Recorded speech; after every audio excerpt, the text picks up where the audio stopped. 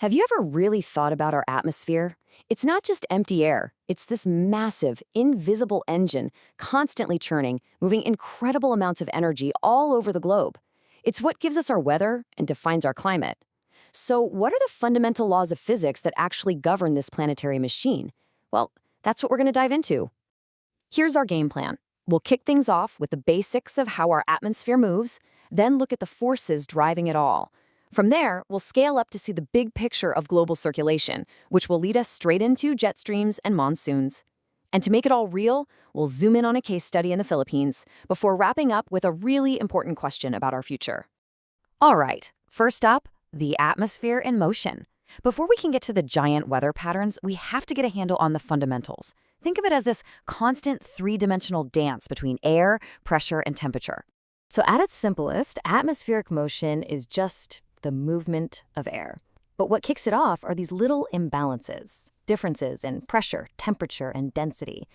And this movement isn't just side to side, which we feel as wind. It's also up and down through a process called convection. These horizontal and vertical movements, working together, are behind pretty much everything we call weather. Okay, so for anything to move, you need a force. And in the atmosphere's grand performance, there are two star players: the pressure gradient force, which gets the whole show started, and the Coriolis force, which kind of choreographs all the moves. The pressure gradient force, or PGF for short, is the initiator. It's actually pretty intuitive. Nature hates a vacuum, right? It always wants to find balance. So air will always flow from an area packed with air molecules, a high-pressure zone, to an area with fewer molecules, a low-pressure zone. That initial push, that is the birth of wind. This image here shows it perfectly. The sun heats the ground unevenly. Some air gets warm, expands, and rises, which creates lower pressure down at the surface. Elsewhere, cooler, denser air sinks, creating a pocket of high pressure. And that PGF gets to work, pushing air from that high to that low, and you get this beautiful, continuous loop of moving air. But here's the twist. Air doesn't just flow in a perfectly straight line from high to low. And why not? Because our planet is spinning. The Coriolis force isn't a true force, it's an apparent one, an effect we see because we're on a rotating reference frame. But its effect is very real, and the key thing to remember is this: Coriolis doesn't start the wind, but it absolutely steers it once it's moving. And the rule for this steering is so simple yet so powerful. In the northern hemisphere, any moving object, including wind, gets deflected to its right. In the southern hemisphere, it's deflected to its left. This one simple rule is the reason why hurricanes and large-scale weather systems spin in the directions they do. It's fundamental. So, what happens when you take these two forces, the PGF creating the push and Coriolis providing the spin, and you apply them to the entire globe? Well, you get a surprisingly predictable large-scale blueprint for how air moves around our planet. We call this the three-cell model.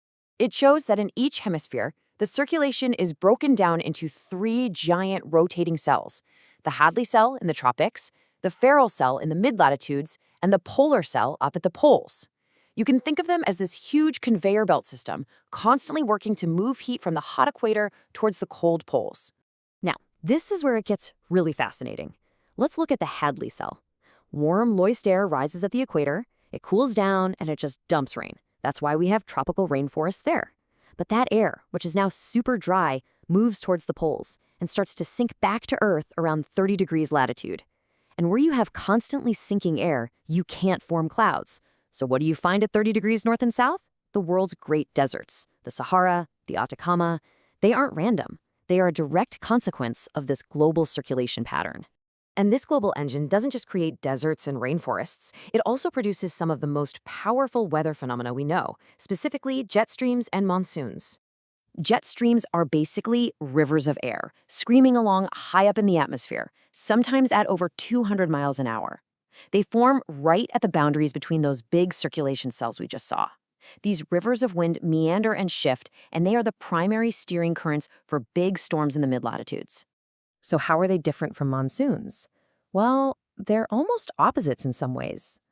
Jet streams are way up high. Monsoons are all about what's happening at the surface.